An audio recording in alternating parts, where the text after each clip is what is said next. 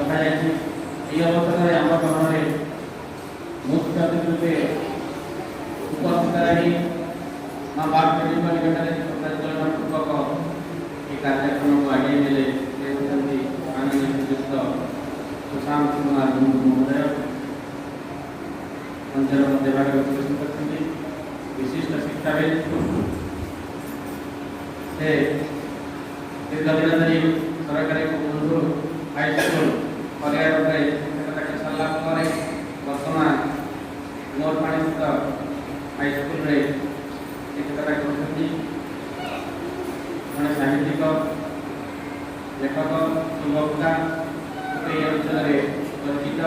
ନୂଆପଡ଼ା ମାରେଙ୍ଗା ସାହିତ୍ୟ ସଂସଦର ସମ୍ପାଦକ, ମାଟିଲଗ୍ନା ସାହିତ୍ୟ ସଂସଦ ନୂଆପଡ଼ା ଜିଲ୍ଲା ମନୋଯୋଗ ଦାୟିତ୍ୱ।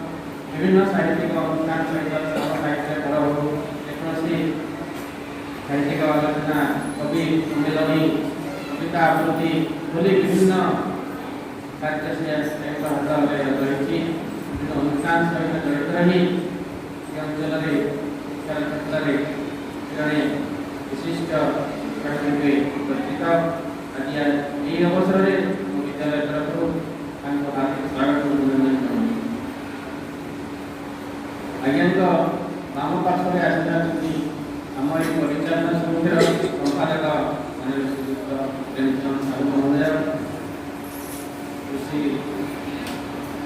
କୃଷି ନେତା, ଶ୍ରମିକ ନେତା, ମଣ୍ଡି ପରିବାର ମଣ୍ଡିର ଅଧ୍ୟକ୍ଷ, ପରିବାର ସାହୁ ସମାଜର ପ୍ରେସିଡେଣ୍ଟ, ଜଣେ ସମାଜସେବୀ। ସେ ମଧ୍ୟ ଏହି ଅବସରରେ ଆମ ଗ୍ରହଣରେ ଉପସ୍ଥିତ ରହି ଆମକୁ ଉତ୍ସାହିତ କରିବାରୁ ବିଦ୍ୟାଳୟ ତରଫରୁ ତାଙ୍କୁ ସ୍ୱାଗତ ଅଭିନନ୍ଦନ ଜଣାଉଛି।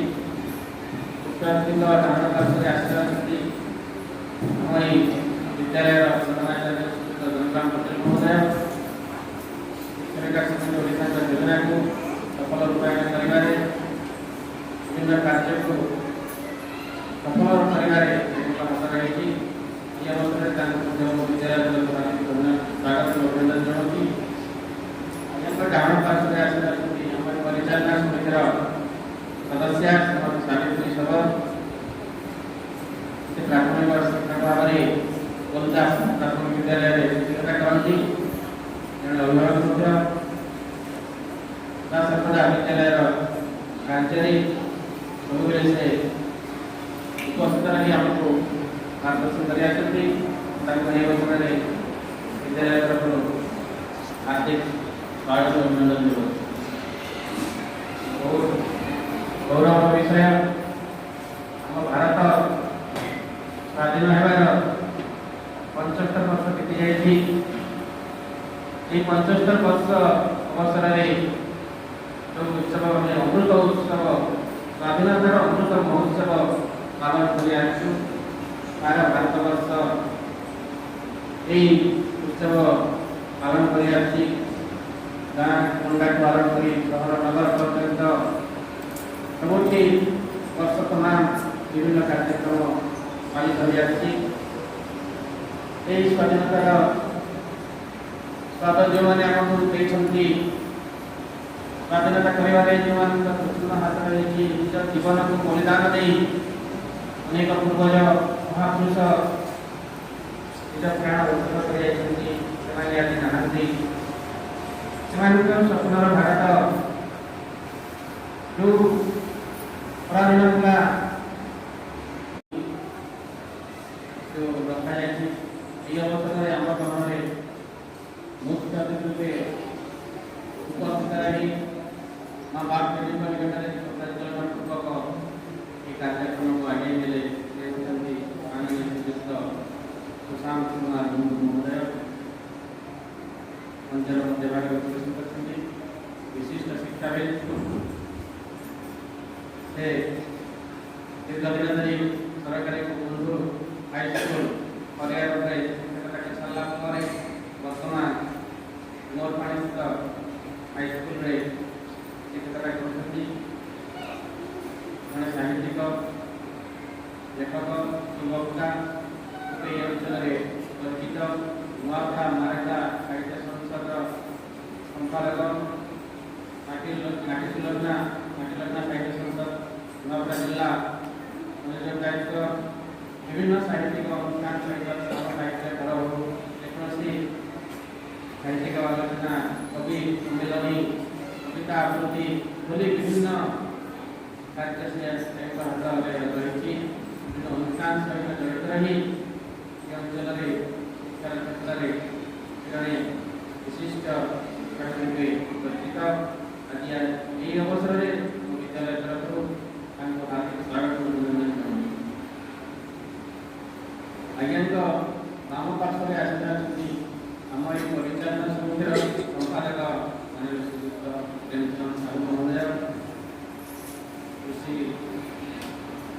कृषि नेता श्रमिक नेता मंडी परिवार मंदिर अध्यक्ष परिवार साहू समाज प्रेसिडेंट समाजसेवी ये अवसर में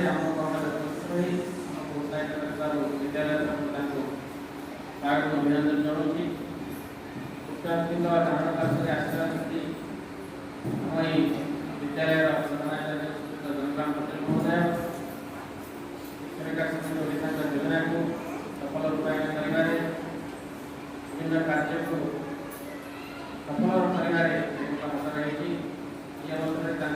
विद्यालय स्वागत अभिनंदन जनाऊँगी डाण पार्श्व आसता परिचालना समितिर सदस्य सावित्री सबर प्राथमिक शिक्षक भाव में गोलदास प्राथमिक विद्यालय शिक्षकता करती जड़े अभिभावक विद्यालय राज्य सब से उपस्थित रही आमको मार्गदर्शन कर अवसर में विद्यालय तरफ हार्दिक स्वागत अभिनंदन देव गौरव विषय आम भारत स्वाधीन होबार 75 वर्ष बीती जाए 75 वर्ष अवसर में जो उत्सव अमृत उत्सव स्वाधीनतार अमृत महोत्सव पालन कर भारत वर्ष उत्सव पालन कर गाँ पंडाठ पालन कर सहर नगर पर्यंत सबुठी वर्ष तमाम विभिन्न कार्यक्रम पालित हो स्वाधीनतार स्वाद जो मैंने स्वाधीनता कर कृष्ण हाथ रही निज जीवन को बलिदान दे अनेक पूर्वज महापुरुष निज प्राण उत्सर्ग कर नहांती स्वप्नर भारत जो